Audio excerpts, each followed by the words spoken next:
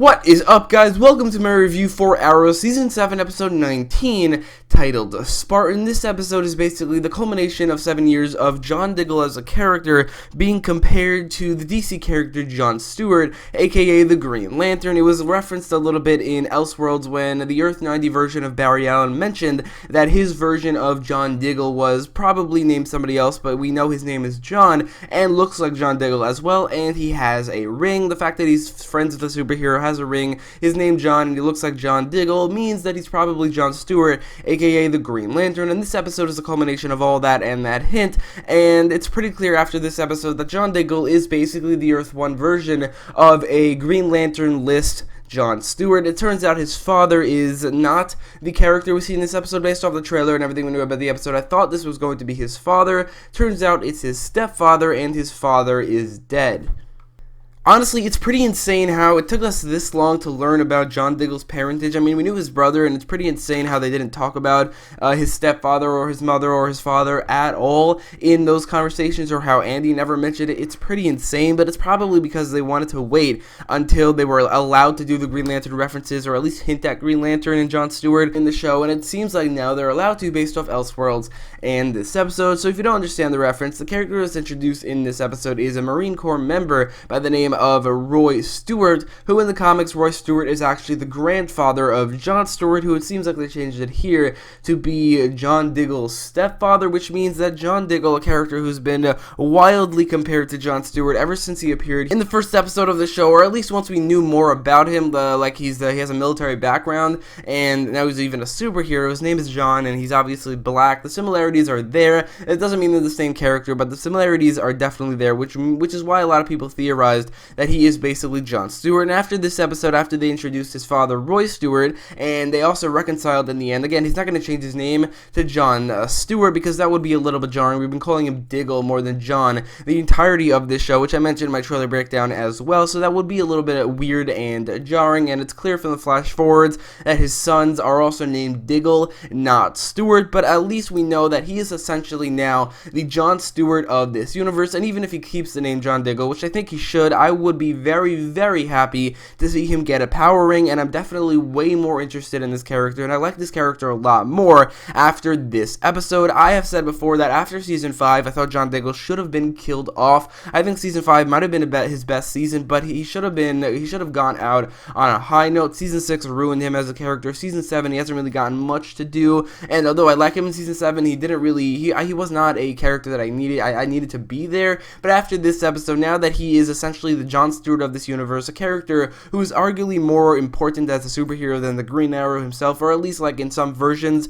of the Justice League, and in the current version of the Justice League in the comics as well. Now I'm way more interested in this character. Now I like this character a lot more, not only because of the fact that he is John Stewart, but also I think this storyline with his father was really well done, and I'm going to talk about that in a minute. But I think the best thing this episode accomplished for me was not only return John Diggle to how good he was in the past, but also mean that he now has a future in this universe. Before, he was just an original character, an original superhero named Spartan, who I didn't necessarily need to be around after like Season 5, but now if he gets killed off, I would be pretty pissed off, because he is basically John Stewart, and I think it would be a waste to not give him a Green Lantern ring, and it would be a waste to not have him join the Green Lantern Corps, at least like in a tie-in comic or off-screen, because I know it would probably be very expensive, but at least like in the continuity, I definitely think they should definitely make him a Green Lantern, because he's essentially the John Stewart of this universe.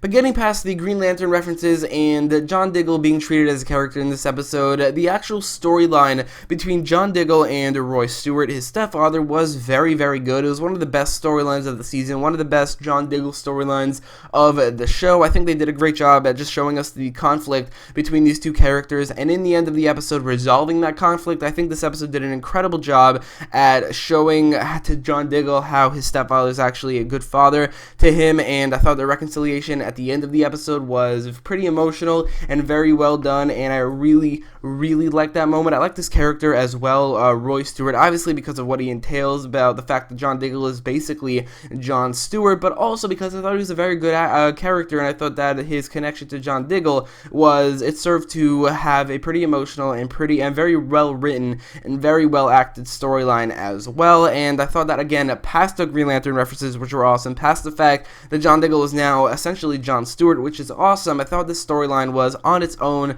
aside from those things, also a very good storyline, where basically a son reconciliating with his father, or at least his stepfather, and I thought they did a great job at that. But outside of the storyline with Diggle and his stepfather and the Green Lantern references and the fact that John Diggle is now Jon Stewart, obviously the best part of this episode, there are also a lot more things going for this episode. I think this is one of the better episodes of the season, even though it doesn't even have the prison storyline. The storyline with Oliver trying to convince Emiko that Dante killed her mother is actually a pretty good one. I do think that they kind of rushed this storyline. They didn't really have a lot of episodes with the Ninth Circle, and I think that just Dante as a character did not get enough time to be built up as a villain at all. I thought if he was going to be the villain, which he isn't, he was one of the worst villains on the show, but it turns out that Emiko is the villain, which we learned a couple episodes ago. There have been some back and forth about who is the actual main villain of the season, and it turns out after this episode, it's pretty clear that it is Emiko, but Oliver tries to convince Emiko that Dante killed her mother, which proves successful after a pretty awesome fight scene. I did really like this fight scene between Oliver and Emiko a little bit more than the one we saw a couple episodes ago. It's pretty clear that Oliver is holding back, and honestly, what I want to see in the future of this season, in like the second to last episode of the season, if the finale isn't really a finale, like I mentioned in a previous video that you can check out in the top right corner of the video about the finale, I think the second to last episode of the season will be the big showdown between Team Arrow and the Ninth Circle. In that episode, what I want to see is Oliver going up against Emiko and not holding back anymore and just defeating her in like 3 seconds, because I honestly think that he can. It's pretty clear in this episode, he's in this fight scene, he's not really trying to hit her, he's mostly dodging, and it's pretty clear he's holding back. And what I want to see is a pretty badass moment where Oliver defeats Emiko pretty easily, but he actually convinces Emiko that Dante killed her mother, and because of that, Emiko kills Dante, which is a scene that I did not see coming at all. I'm not going to see it's like a surprise or a twist, because this was definitely set up, the fact that Emiko would kill Dante, but I didn't see it coming, and I'm glad that Dante is dead. I'm not glad that Emiko is the main villain. I don't think she's going to end up being a great main villain at all, but at least she's going to be better than Dante. I really did not like Dante. He had no special thing going for him. The actor was definitely not threatening or good at all, like on the role or in the role, and he has no personal connection to Oliver outside of the fact that like Emiko herself, but obviously Emiko has a much better connection to Oliver as the main villain of the season. But either way, I don't think the season will go down as being a good season in terms of having a good main villain. But this storyline, I think, with Emiko killing Dante, Oliver convincing Emiko that Dante killed her mother, and the fight scene between them, and just the furthering of this storyline, I thought it was actually pretty good. I honestly thought, based off the trailer, based off everything we knew about the episode, that this episode was going to be like a filler episode for the season, and the best kind of filler episode where it furthers the storyline of characters, not necessarily furthering the storyline of the season. And I think, like, without the the main storyline of the season in this episode was still a great filler episode, but with that involvement of the main storyline of the season, it's definitely made a little bit better, and I think that storyline in this episode is definitely not a bad one at all. In fact, it is pretty good.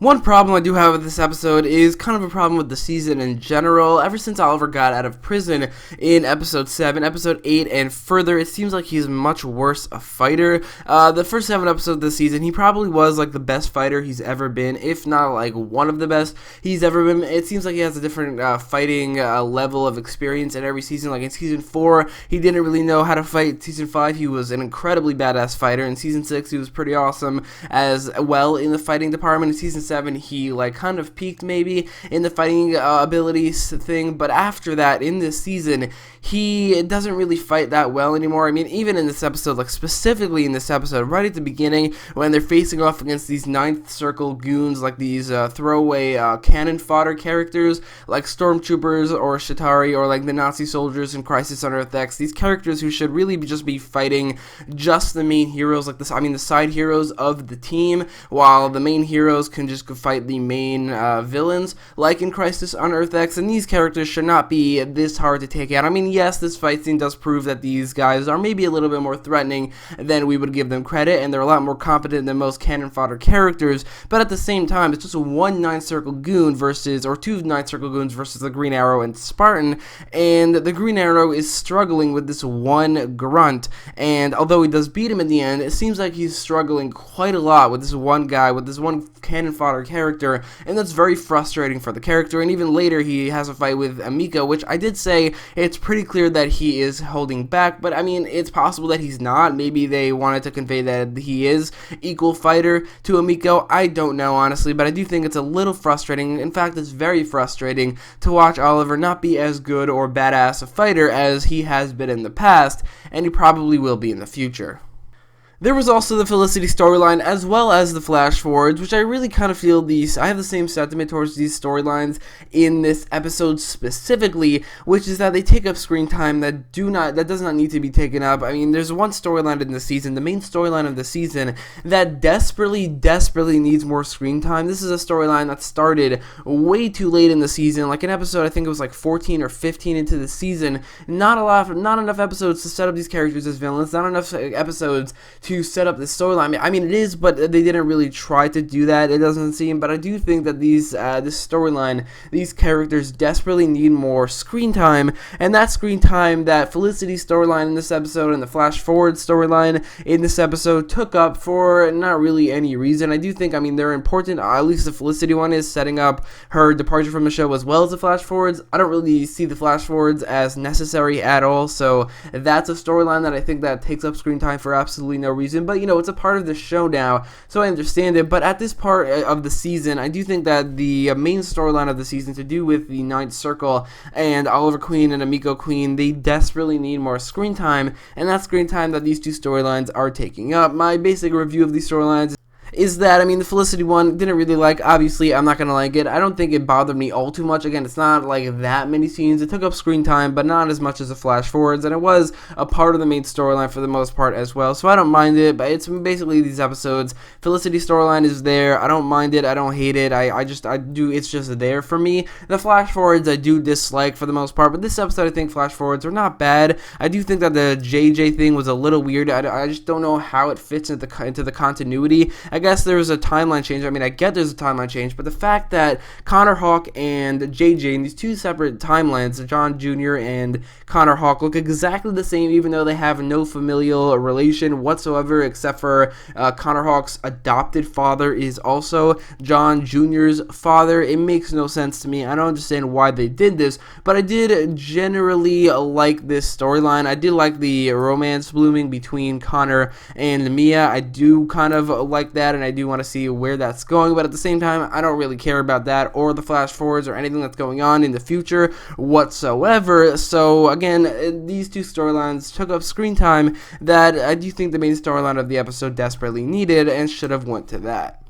In conclusion, I do think that this episode has one incredible storyline that really holds it together, another pretty good storyline but not amazing, and then two other storylines that don't necessarily need to be there, and they kind of take up screen time from the rest. Obviously, the pretty amazing storyline has to do with John Diggle and his stepfather, just because of, first of all the Green Lantern references and all of the Green Lantern setup from this episode, everything leading up to this episode with all the Green Lantern theories for John Diggle, aka, I guess, John Stewart, or kind of essentially John Stewart, but also because the storyline was very touching and it was done very well. I love the reconciliation between Diggle and his stepfather, and it was just a very good storyline. The other storylines, obviously with Oliver and Emiko and the 9th Circle, pretty good, not amazing, but definitely furthering the main storyline of the episode in a way that makes this episode not really that filler for the storyline, also with a main storyline that pushed forward a main character. Obviously, Felicity and flash forwards weren't great, but I don't think they took away that much from the episode, except for screen time that should have went to the main storyline. But anyway, this episode is definitely a pretty great one that returned Diggle to not only his former glory, but also, again, opening up to way more possibilities in the future